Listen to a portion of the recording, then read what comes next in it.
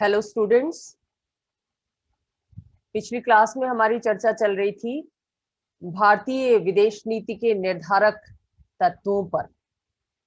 हमने देखा था कि कैसे भौगोलिक परिस्थितियों ने भारतीय विदेश नीति के निर्धारण में केंद्रीय भूमिका का निर्वाह किया।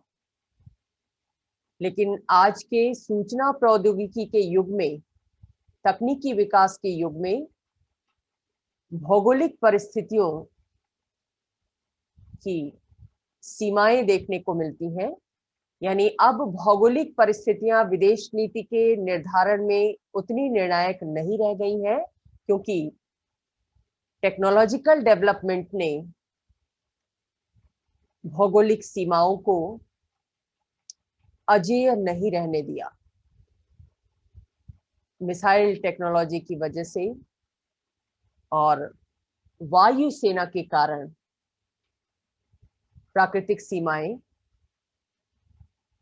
अब उस तरह से सुरक्षा प्रहरी के रूप में कार्य नहीं करती है जैसा पहले करती थी। लेकिन कुछ हद तक अब भी भौगोलिक स्थितियां किसी भी देश की विदेश नीति को प्रभावित करती हैं और भारत भी उसका अपवाद नहीं है। दूसरे जिस तत्व ने भारत की विदेश नीति को प्रभावित किया, उसके निर्धारण में मुख्य भूमिका निभाई, वो था हमारे देश का इतिहास और उसकी परंपरा। आधुनिक भारत का इतिहास आप जानते हैं कि उपनिवेशवाद का इतिहास है। लंबे समय तक भारत विदेशी शक्तियों का, यूरोपीय शक्तियों का गुलाम रहा है, उनके साम्राज्यवाद का शिकार हुआ है। और एक समय के बाद जब भारतीयों में चेतना आई, जागरण का संचार हुआ, तो वो संगठित होकर स्वतंत्रता आंदोलन के लिए प्रेरित हुए। और इस स्वतंत्रता आंदोलन की खासियत ये थी कि ये मुख्य रूप से अहिंसक था, जो गांधी के नेतृत्व में किया गया था। बहुत सारे स्वतंत्रता सेनानियों, स्वतंत्रता के नायकों ने इस आंदोलन को नेतृत्व प्रदान किया, जैसे नेहरू, पटेल, मौलाना आजाद, खान अब्दुल गफ्फार खान, बहुत सारे स्वतंत्रता सेनानी थे। इन सब जो नेताओं का व्यक्तित्व था, उनके व्यक्तित्व ने भी स्वतंत्र भारत की विदेश नीति को गढ़ने में बड़ी महत्वपूर्ण भूमिका निभाई। क्योंकि ये जितने भी नेता थे, ये राष्ट्रीय स्वतंत्रता के साथ साथ विश्व शांति और सद्भावना में भी विश्वास रखते थे। और ये विश्व शांति और सद्भावना का विचार न केवल इन नेताओं के व्यक्तित्व की विशेषता थी, बल्कि इनके व्यक्तित्व में भी ये भाव सांस्कृतिक विरासत के रूप में मौजूद था। इन्हें ये गुण, ये विशेषता भारत की प्राचीन सभ्यता और संस्कृति से वंशानुगत रूप में प्राप्त हुई थी। भारत की सभ्यता और संस्कृति अन्य प्राचीन सभ्यताओं और संस्कृतियों के समान ही बड़ी महत्वपूर्ण रही है। यूनान, मिस्र, रोम, चीन, इन देशों की सभ्यताएं पुरानी रही हैं और भारतीय सभ्यता भी उन प्राचीन महत्वपूर्ण सभ्यताओं में से एक है।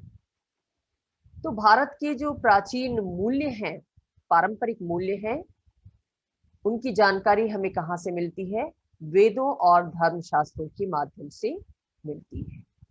इन ग्रंथों का जब हम अध्ययन करते हैं तो हम ये पाते हैं कि कुछ ऐसे स्थायी मूल्य हैं जो लंबे समय से एक सांस्कृतिक विरासत के रूप में हमारे राष्ट्रीय जीवन में चले आ रहे हैं। वो कौन से मूल्य हैं?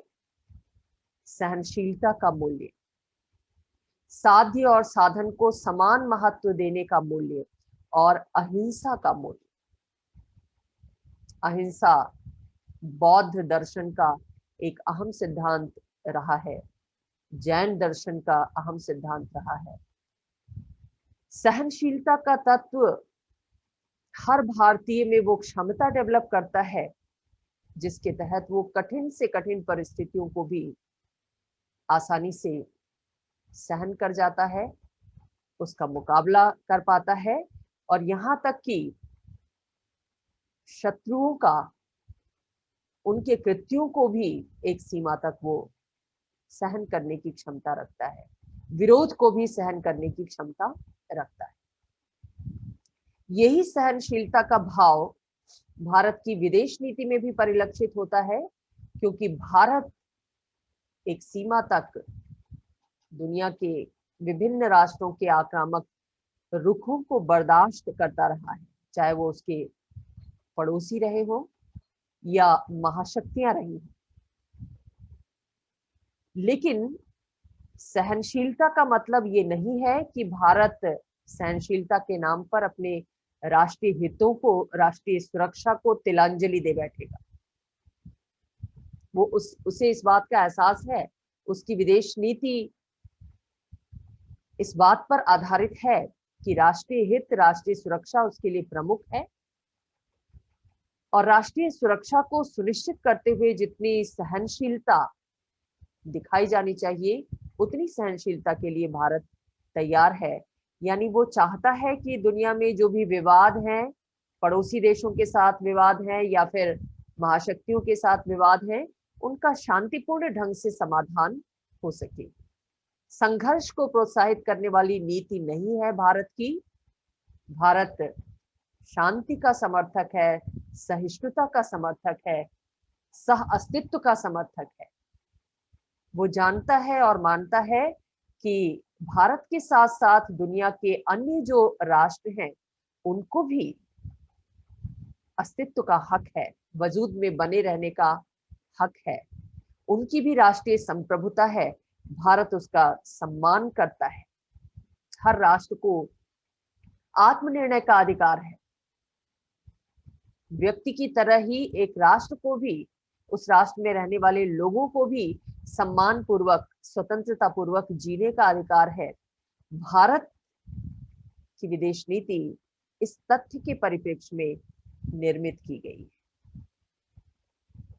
दूसरी जो खासियत है, दूसरा जो मूल्य है जो पारंपरिक रूप में भारत को प्राप्त है, वो है साध्य और साधन को समान महत्व देना। वेस्ट में हम क्या देखते हैं, पश्चिम में जो मूल्य है वो मैकियावेलियन मूल्य है, जो क्या कहता है कि साध्य महत्वपूर्ण है, लक्ष्य महत्वपूर्ण है, और लक्ष्य की प्राप्ति के लिए जो भी साधन अपनाया जाए, साम दाम दंड भेद, वो सब उचित है, जायज है। इसके विपरीत भारत की जो मूल्य व्यवस्था है वो क्या कहती है कि लक्ष्य के साथ साथ साधन भी पवित्र होने चाहिए। गांधी स्पेशली इस बात पर जोर देते थे कि हमारा लक्ष्य तो महत्वपूर्ण होना ही चाहिए, अच्छा होना ही चाहिए। उस लक्ष्य को प्राप्त करने के लिए जो साधन है, जो साधन अपनाए जाएं, वो भी पवित्र होने चाहिए, वो भी अच्छे होने चाहिए। छल और छद्म के आधार पर अगर हम किसी साध्य को प्राप्त करते हैं तो वो हमारे सांस्कृतिक मूल्यों के अनुरूप नहीं है। हमारी संस्कृति उसकी इजाजत नहीं देती, उसे अमानवीय मानती है, अन्यायपूर्ण मानती है। धोखा हमारी संस्कृति का मूल्य नहीं है। और यही बात हमारी विदेश नीति में भी दिखाई देती है। भारत ने शुरुआती दौर में जब अपनी विदेश नीति का निर्धारण किया तो वो विदेश नीति पंचशील के सिद्धांत पर आधारित थी।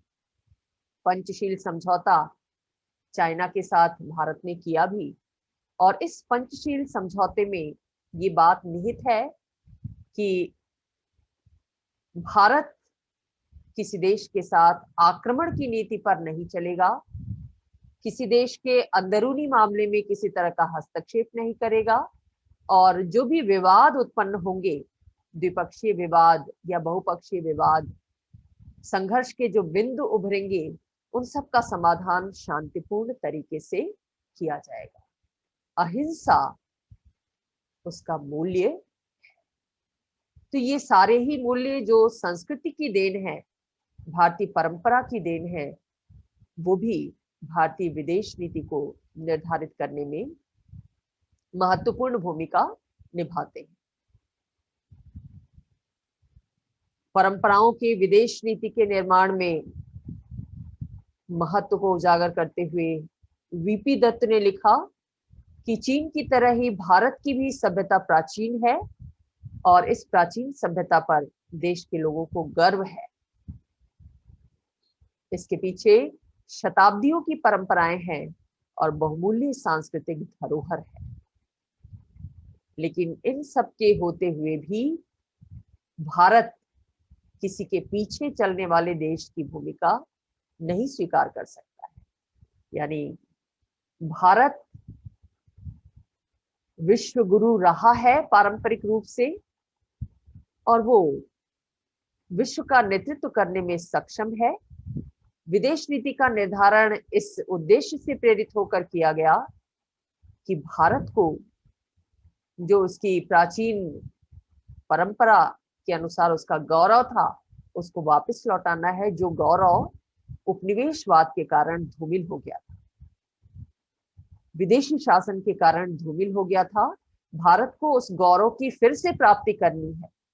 भारत को फिर से एक शक्तिशाली, संपन्न, समृद्ध राष्ट्र बनाना है, एक आत्मनिर्भर राष्ट्र बनाना है। तो सांस्कृतिक मूल्यों को महत्व देने के साथ साथ भारत की विदेश नीति भारत को एक शक्तिशाली राज्य के रूप में, नेतृत्वकर्ता राज्य के रूप में भी प्रतिष्ठित करना चाहती है।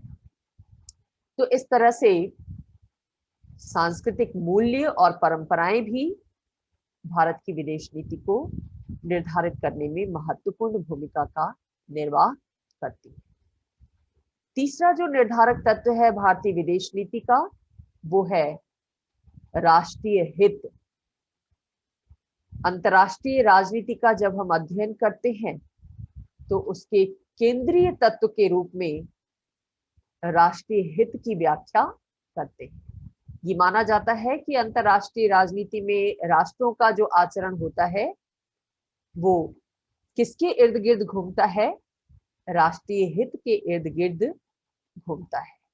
भारत की विदेश नीति भी इसका अपवाद नहीं है और हमारी विदेश नीति भी मूलभूत रूप से, प्राथमिक रूप से राष्ट्रीय हितों को पूरा करने का लक्ष्य रखती है। यद्यपि वो पारंपरिक मूल्यों में विश्वास करती है, पारंपरिक मूल्यों का प्रभाव है, लेकिन मूल्यों के सामने राष्ट्रीय हितों की उपेक्षा नहीं की गई है। चीन के साथ भारत ने पंचशील समझौता किया, लेकिन उसे धोखा मिला। एक तरफ अनाक्रमण और हस्तक्षेप का समझौता किया गया था, दूसरी तरफ 1962 में भारत ने इस समझौते का उल्लंघन करते हुए चाइना ने इस समझौते का उल्लंघन किया और भारत पर आक्रमण कर दिया। लेकिन भारत ने इसे यूं ही नहीं लिया, उसके सामने उसका राष्ट्रीय हित था और राष्ट्रीय सुरक्षा के साथ उसने कोई समझौता न करते हुए चीन के आक्रमण के बाद उसने प्रभावशाली रक्षा तंत्र बनाया, ऐसा रक्षा तंत्र जो किसी भी आक्रमण का मुकाबला करने में सफल हो। देश की सुरक्षा को ध्यान में रखते हुए उसने और भी कदम उठाए, जैसे 1974 में परमाणु परीक्षण किया गया उसके द्वारा और इस परीक्षण के माध्यम से उसने परमाणु बम बनाने की सामर्थ्य प्राप्त की। ये जता दिया कि भारत शांति के मूल्य में विश्वास अवश्य रखता है, लेकिन यदि आक्रमण की घटना होगी तो भारत पीछे नहीं रहेगा, चाहे वो परमाणु युद्ध ही क्यों ना हो।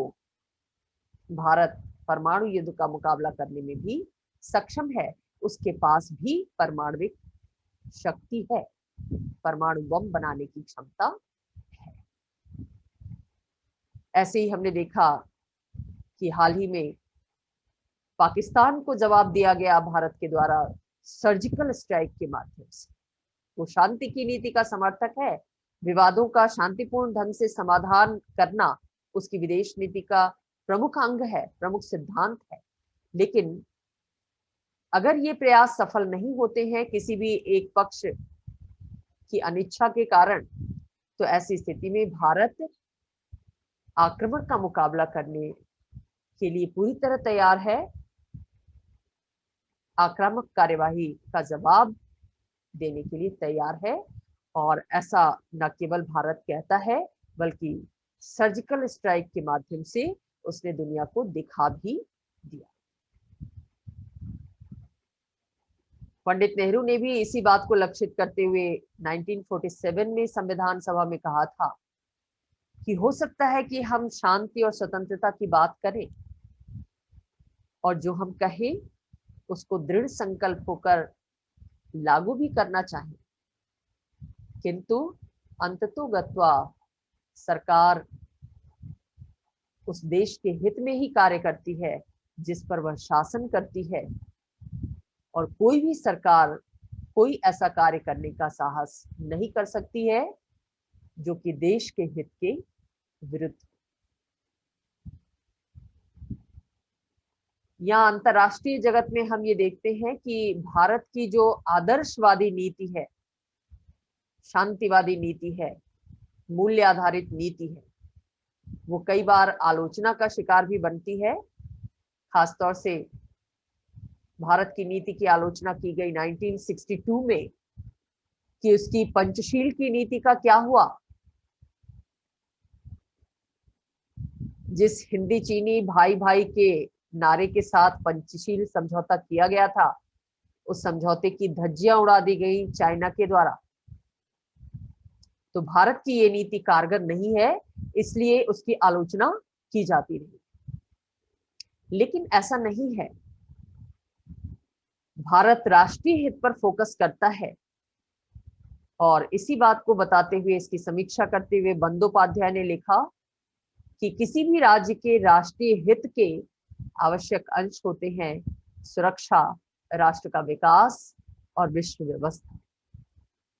राष्ट्र की सीमाएं सुरक्षित हो, नागरिक सुरक्षित हो और वो राष्ट्र आर्थिक, सांस्कृतिक, सामाजिक दृष्टि से विकसित बने, ये राष्ट्र का सबसे बड़ा हित होता है।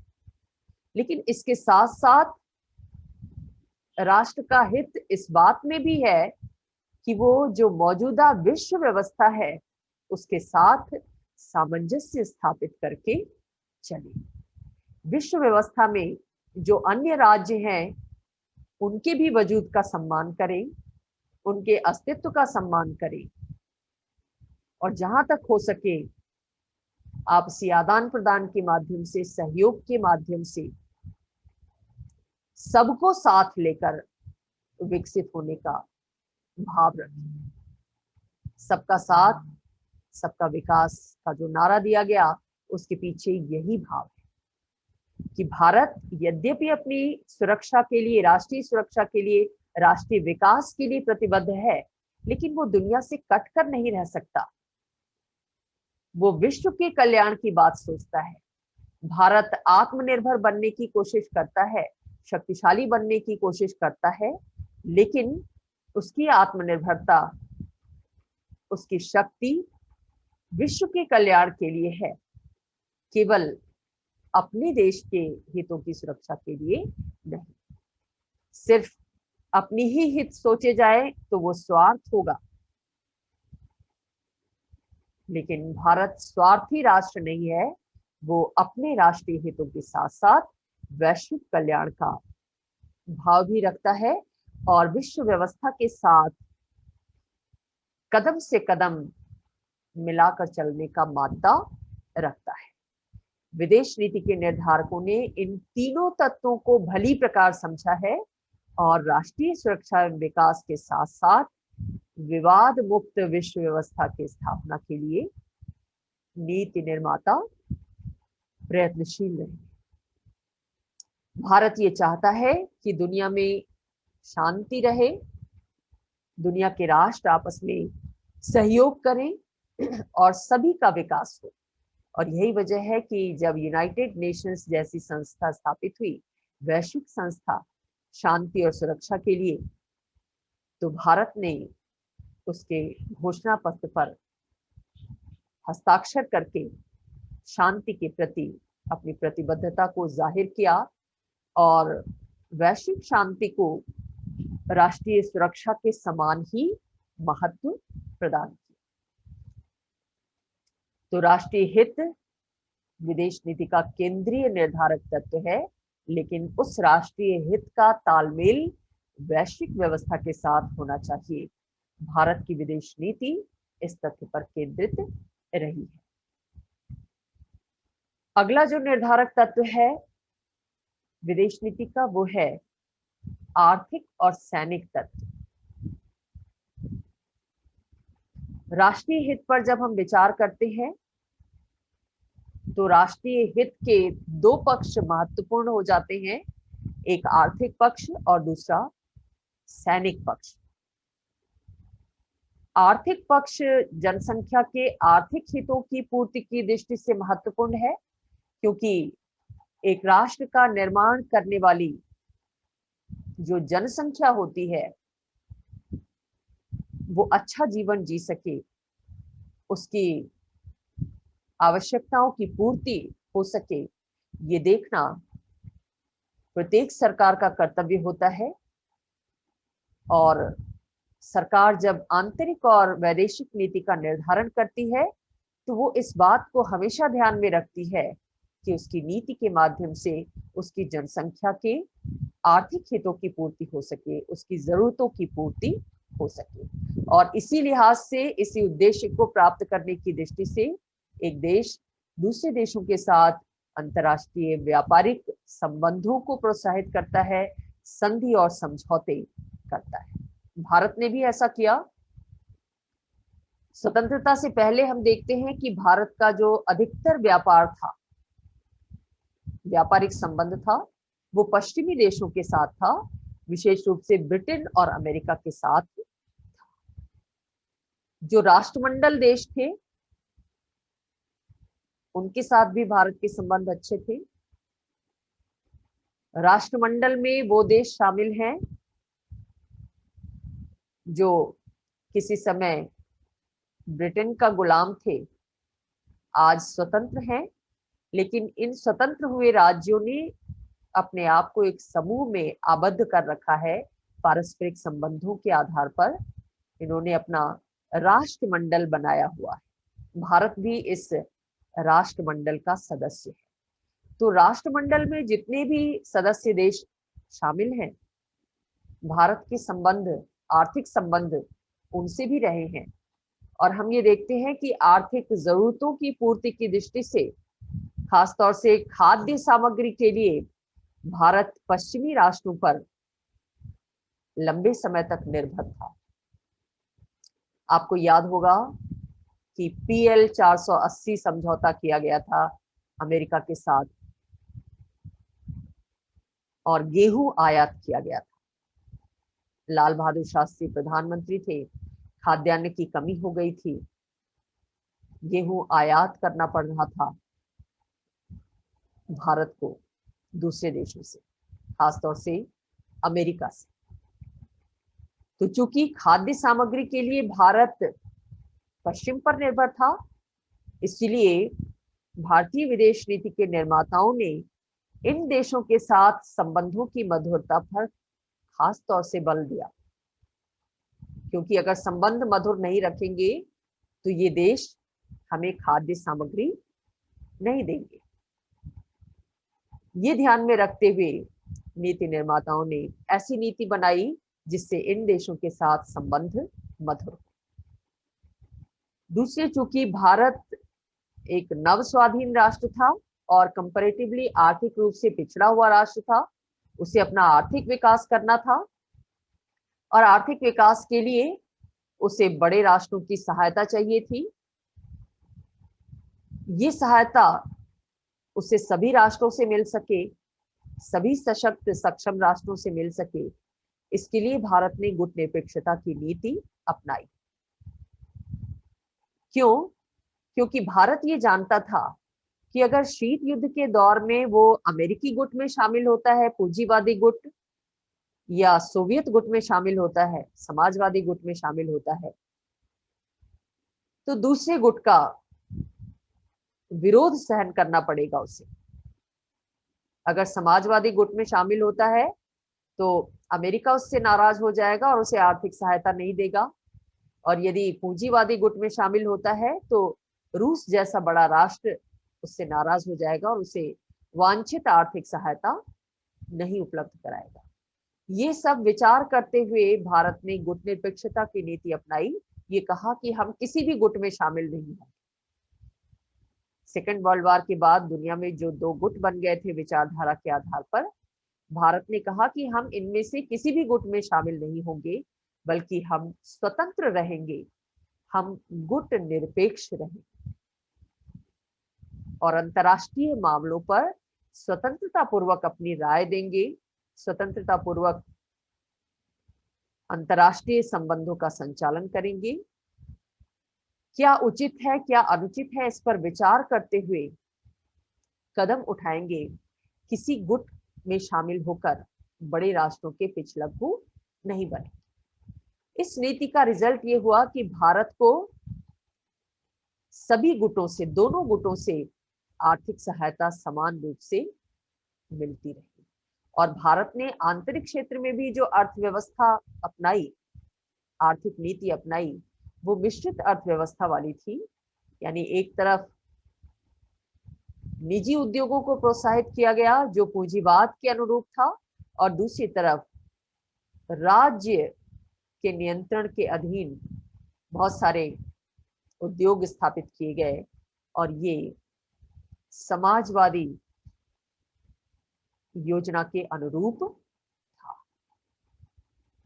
तो ये जो आंतरिक और विदेश नीति भारत के द्वारा अपनाई गई, उसको प्रेरित कर रहे थे भारत के आर्थिक हित, आर्थिक तत्व और सैनिक तत्व।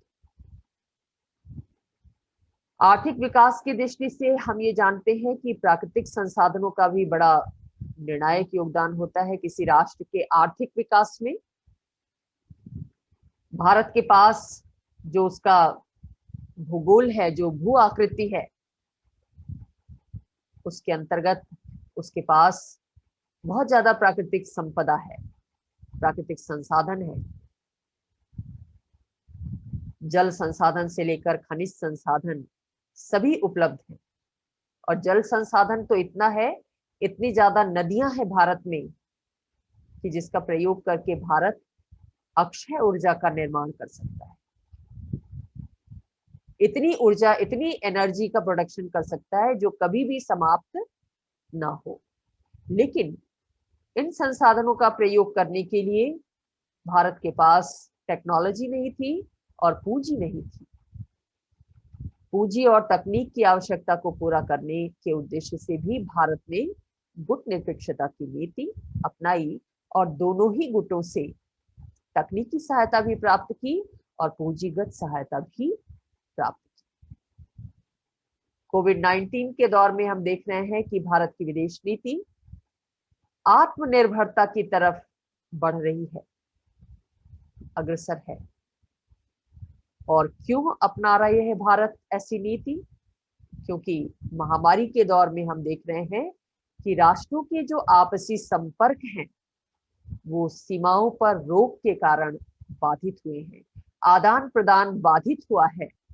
इस लिहाज से पूरी दुनिया में आत्मनिर्भरता की नीति पर अमल किया जा रहा है, यानी देश के लोगों की जरूरतों को पूरा किया जा सके, देश के अंदर ही इतना उत्पादन कार्य किया जाए, इतना प्रोडक्शन किया जाए, टेक्नोलॉजिकल डेवलपमेंट किया जाए कि इन सब के लिए हम दूसरे देशों पर निर्भर न हो, अपनी आवश्यकता को खुद पूरा कर सके।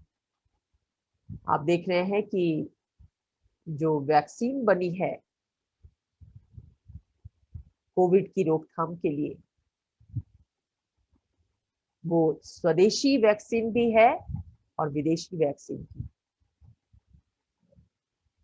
ज्यादातर स्वदेशी वैक्सीन का प्रयोग किया जा रहा है और न केवल अपने देश में उसका प्रयोग किया जा रहा है बल्कि विदेशों को भी भारत ने निर्यात किया है, वैक्सीन का सहयोग दिया है। तो आर्थिक तत्व एक बड़ी भूमिका का निर्वाह करते हैं। सैनिक तत्व सुरक्षा की दृष्टि से जो दोनों राष्ट्रीय हित के आयाम हैं, वो हमारी विदेश नीति को प्रभावित करते हैं। जैसे जैसे इन तत्वों में परिवर्तन आता है, आर्थिक आवश्यकताएं बदलती हैं, सुरक्षा की आवश्यकता बदलती है, वैसे वैसे हमारी विदेश नीति में भी परिवर्तन आता है। आप देख रहे हैं कि आजकल सेना को साजो सामान उपलब्ध कराने में, सैनिकों की सेवा दशाओं में सुधार करने के उद्देश्य से सरकार के द्वारा बहुत सारे नीतिगत निर्णय लिए जा रहे हैं।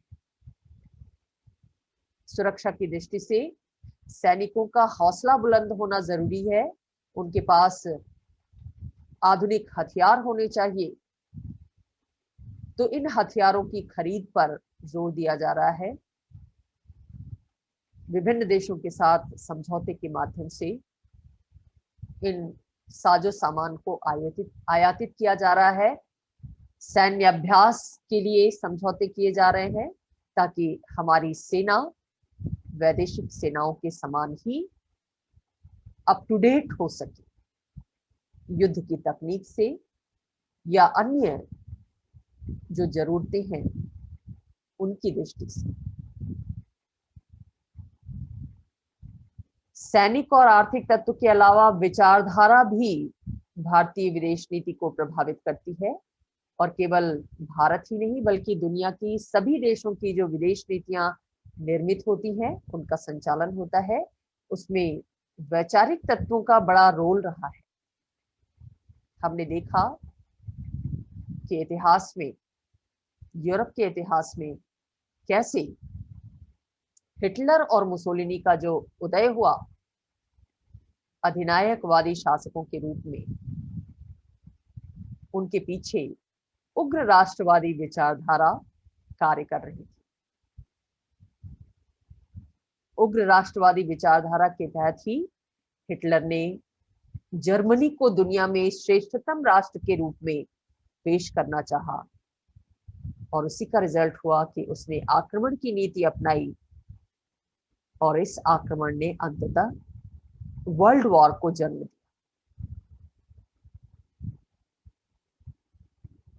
सेकेंड वर्ल्ड वॉर के बाद हम देखते हैं कि दुनिया में जितने भी राष्ट्र थे, उनकी विदेश नीति का निर्धारण दो मुख्य विचारधाराओं के आधार पर हुआ, पूंजीवादी विचारधारा और दूसरी समाजवादी विचारधारा।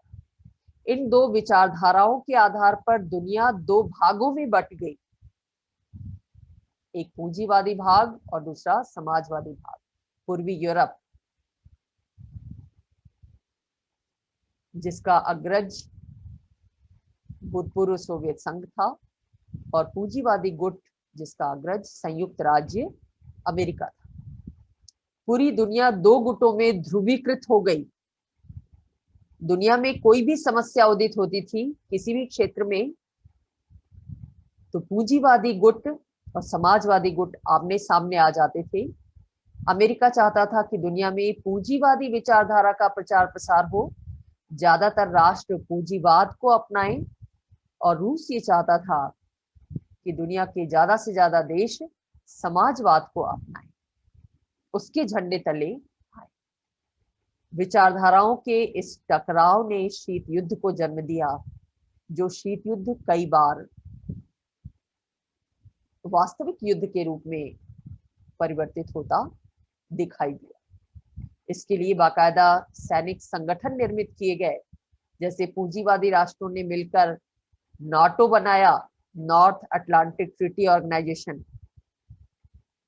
तो वहीं जो समाजवादी राष्ट्र थे, उन्होंने रूस के नेतृत्व में वार्सा पैक्ट पर हस्ताक्षर किए, और ये संकल्प लिया कि अगर वार्सा पैक्ट के सदस्य देशों के ऊपर नाटो के सदस्य देशों द्वारा आक्रमण किया जाता है, तो वार्सा पैक्ट में जितने भी राष्ट्र शामिल है वो एक दूसरे की सहायता करेंगे, और वो सहायता सैनिक, आर्थिक, मनोवैज्ञानिक हर तरह की होगी।